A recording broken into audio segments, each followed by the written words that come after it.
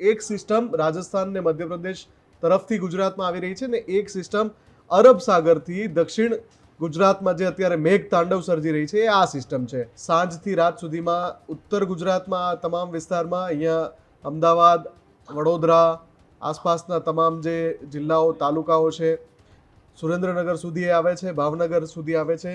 નીચે દક્ષિણ ગુજરાતમાં જે વરસાદ છે છેક ડાંગ સુધી એ યથાવત છે. મોડી રાત્રે અડધું ગુજરાત તમે આમ જોવા જાઓ તો ઉત્તરથી માંડીને દક્ષિણના છેડા સુધી સૌરાષ્ટ્ર પણ થોડું આવી જાય છે, મધ્ય ગુજરાત પણ આવી જાય છે અને એના ઉપર બે મજબૂત સિસ્ટમો એકાકાર થઈ રહી છે. સવાર પડે છે એમ આ સિસ્ટમ છે અમદાવાદ પાસે ગાંધીનગરમાં અતિ ભારે વરસાદની પરિસ્થિતિ બની રહી છે.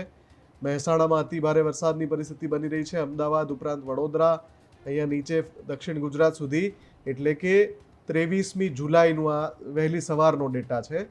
વેધર એન્ડ રાડારની આગાહી છે કે શુક્રવારે 24મી તારીખે મધ્ય ગુજરાતમાં તો મેઘતાંડવ જેવી સ્થિતિ સર્જાવાની છે, ઉત્તર ગુજરાત પણ છે અને હવે અહીંયા કચ્છનો પટ્ટો પણ સામેલ છે. એટલે શુક્રવાર સુધી ખાસ તો 22મીથી સાંજ અને 23મી આખો દિવસ અને 24મી લગભગ રાત સુધી, એટલે અઢી દિવસ એવા છે ગુજરાતમાં કે જે મધ્યમથી માંડીને, સામાન્ય વરસાદ તો પડવાનો છે આ બધા વિસ્તારમાં, પણ મધ્યમથી માંડીને ભારે અને ક્યાંક ક્યાંક અતિ ભારે વરસાદ લાવી શકે છે.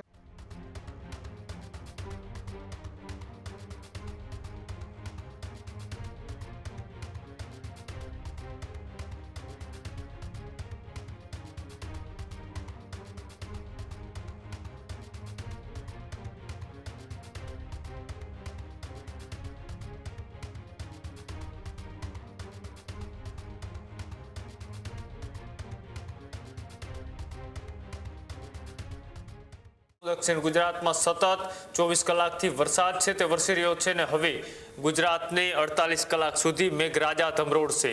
વેધર એન્ડ રડાર.com મુજબ અતિ ભારે વરસાદની આગાહી કરવામાં આવી રહી છે. 48 કલાક સુધી ઉત્તર અને મધ્ય ગુજરાતમાં વરસાદની આગાહી કરવામાં આવી. વેધર એન્ડ રડાર મુજબ મજબૂત વરસાદી સિસ્ટમ સક્રિય થઈ છે. ગાંધીનગર, મહેસાણા, પાટણમાં ભારે વરસાદની સંભાવના, તો વડોદરા, ખેડા, આણંદમાં ભારે વરસાદની સંભાવના, સાબરકાંઠા, અરવલ્લી, બનાસકાંઠામાં પણ ભારે વરસાદની આગાહી કરવામાં આવી. તો સૌરાષ્ટ્રના સુરેન્દ્રનગર સાથે સાથે દક્ષિણ ગુજરાતના નવસારી, ભરૂચ, વલસાડમાં મેઘતાંડવ રહેશે યથાવત. પંચમહાલ, દાહોદમાં પણ પડી શકે છે ભારેથી અતિ ભારે વરસાદ.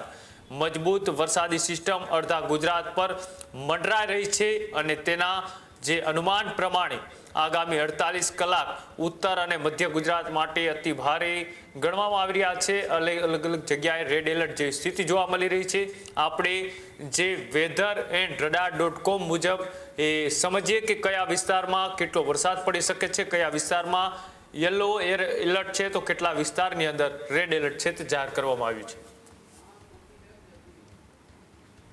તો 22મી જુલાઈ છે અને હવે બપોર પછી શું થવાનું છે 22મી જુલાઈએ વેધર એન્ડ રાડારનું જે અનુમાન છે એને જોઈએ તો આ જે પરિસ્થિતિ છે એમાં સ્પષ્ટ દેખાઈ રહ્યું છે કે એક સિસ્ટમ રાજસ્થાન ને મધ્યપ્રદેશ તરફથી ગુજરાતમાં આવી રહી છે ને એક સિસ્ટમ અરબ સાગરથી દક્ષિણ ગુજરાતમાં જે અત્યારે મેઘ તાંડવ સર્જી રહી છે એ આ સિસ્ટમ છે.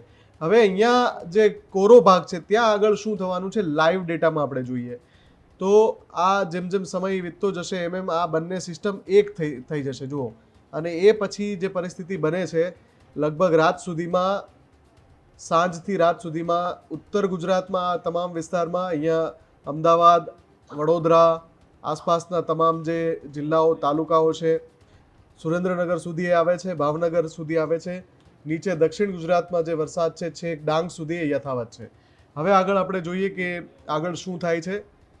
જો મોડી રાત્રે જે ચિત્ર અત્યારે દેખાઈ રહ્યું છે એ મુજબ મોડી રાત્રે અડધું ગુજરાત તમે આમ જોવા જાઓ તો ઉત્તરથી માંડીને દક્ષિણના છેડા સુધી સૌરાષ્ટ્ર પણ થોડું આવી જાય છે, મધ્ય ગુજરાત પણ આવી જાય છે અને એના ઉપર બે મજબૂત સિસ્ટમો એકાકાર થઈ રહી છે. અને જો એ પૂરી રીતે વરસી જાય તો ધોધમાર વરસાદ પડશે સમગ્ર ઉત્તર, દક્ષિણ અને મધ્ય ગુજરાતમાં. આગળ શું થવાનું છે તો જો જેમ જેમ સમય વીતે છે એમ એ સિસ્ટમમાં, અને આ પર્પલ નોટ જે આવે છે, પર્પલ કલર, અતિ ભારે મેઘ તાંડવ જેવી સ્થિતિ સર્જાય એ પ્રકારનો વરસાદનો સંકેત છે. આ ક્યાં છે? ઉત્તર ગુજરાતમાં છે. અહીંયા પણ જુઓ તમે ઉત્તર ગુજરાતમાં છે કે અહીંયા કચ્છ સુધી આ વરસાદ આવી રહ્યો છે, કચ્છના સરહદી વિસ્તાર સુધી આવી રહ્યો છે.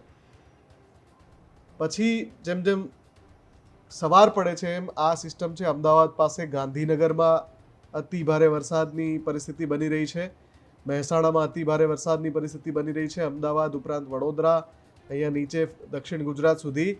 એટલે કે 23મી જુલાઈનું આ વહેલી સવારનો ડેટા છે. વેધર એન્ડ રાડારની આગાહી છે. અહીંયા જે સૌરાષ્ટ્ર અડધું છે અને કચ્છ અડધું છે એ કોરું જ દેખાડે છે. આગળ વધીએ તો જુઓ જેમ જેમ સમય જાય છે સિસ્ટમ ત્યાં જ ફર્યા કરે છે અને જો એ ત્યાં જ વરસી ગઈ તો જે આપણે વાત કરી રહ્યા હતા કે 24 થી 48 કલાક ભારે રહેવાના છે ગુજરાત પર, અડધા ગુજરાત પર, એ અહીંયા પણ દેખાય છે, આ સંકેતમાં પણ દેખાય છે. 23મીએ સવારનો સમય છે ત્યારે ગાંધીનગર ઉપર અહીંયા દેખાય છે અતિ ભારે વરસાદ. અને એ પછી જુઓ તમે જેમ જેમ સમય વીતે છે એમ એ સિસ્ટમ વરસતી આ જે પરિસ્થિતિ થઈ રહી છે ફરી એકવાર કોરું થઈ રહ્યું છે. ક્યારે? 23મીએ સાંજના સમયે. હવે આપણે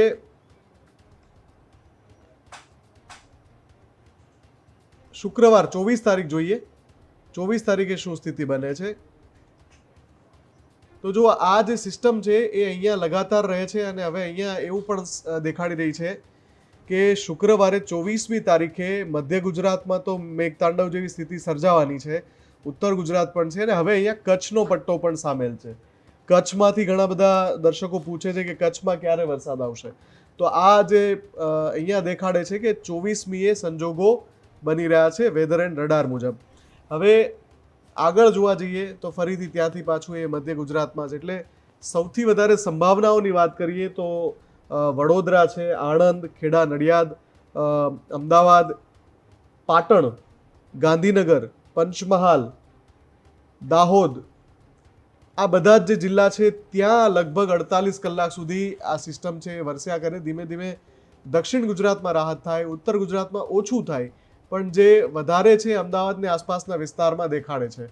જેમ જેમ આમાં આપણે આગળ જતા જઈએ એમ એમ એ જુઓ તમે સિસ્ટમ ત્યાં જ ફર્યા કરે છે. હવે આ સિસ્ટમ વરસવી જોઈએ, અહીંયા દેખાડે તો છે કે અહીંયા વરસી શકે છે. આ ઘાટો ભૂરો રંગ છે એ જ સંકેત છે એના કે ભારે વરસાદ, પણ એ વરસશે કે કેમ કે ફંટાઈ જશે એ ખૂબ મહત્વની બાબત છે. એટલે જો ધીમે ધીમે સિસ્ટમ જઈ રહી છે અને ગુજરાત આખું કોરું થઈ રહ્યું છે અહીંયા. એટલે શુક્રવાર સુધી ખાસ તો 22મીથી સાંજ અને 23મી આખો દિવસ અને 24મી લગભગ રાત સુધી, એટલે અઢી દિવસ એવા છે ગુજરાતમાં કે જે મધ્યમથી માંડીને, સામાન્ય વરસાદ તો પડવાનો છે આ બધા વિસ્તારમાં, પણ મધ્યમથી માંડીને ભારે અને ક્યાંક ક્યાંક અતિ ભારે વરસાદ લાવી શકે છે. આપણે આશા રાખીએ કે આ સિસ્ટમ છે એ વર્ષે ખાલી ફંટાઈ ના જાય. ખેડૂત ભાઈઓ છે ખેતરમાં ડ્રોન ઉડાવતા હોય છે ત્યારે આપણે એક પ્રશ્ન સતાવતો હોય છે કે જે આપણે અત્યાર સુધી જીપીએસ ટેકનોલોજી વાળા ડ્રોન વાપર્યા છે, જેથી કરીને મોબાઈલ ટાવર છે અથવા તો હાઈ ટેન્શન લાઈન પસાર થતી હોય, કોઈ વૃક્ષો હોય, ત્યારે જે જીપીએસ ટેકનોલોજી વાળા ડ્રોન છે એમાં ટકરાય અને ટ્રેસ થાય છે. પણ એગ્રીઓન લાવ્યું છે જીએનએસએસ ટેકનોલોજી ડ્રોન, જેથી કરીને એ ડ્રોન છે એ કોઈ જગ્યાએ ટકરાય નહીં, પોતાની રીતે જ ડિસિઝન લે છે અને મૂવ થઈ જાય છે. જેથી કરીને જીએનએસએસ ટેકનોલોજી ડ્રોન છે એ વાપરવાનો આગ્રહ રાખો. હજુ સુધી તમે અમારી ચેનલને સબસ્ક્રાઇબ નથી કરી તો અત્યારે જ ન્યૂઝરૂમ ગુજરાતને સબસ્ક્રાઇબ કરો, ફેસબુક અને ઇન્સ્ટાગ્રામ પર ફોલો કરો.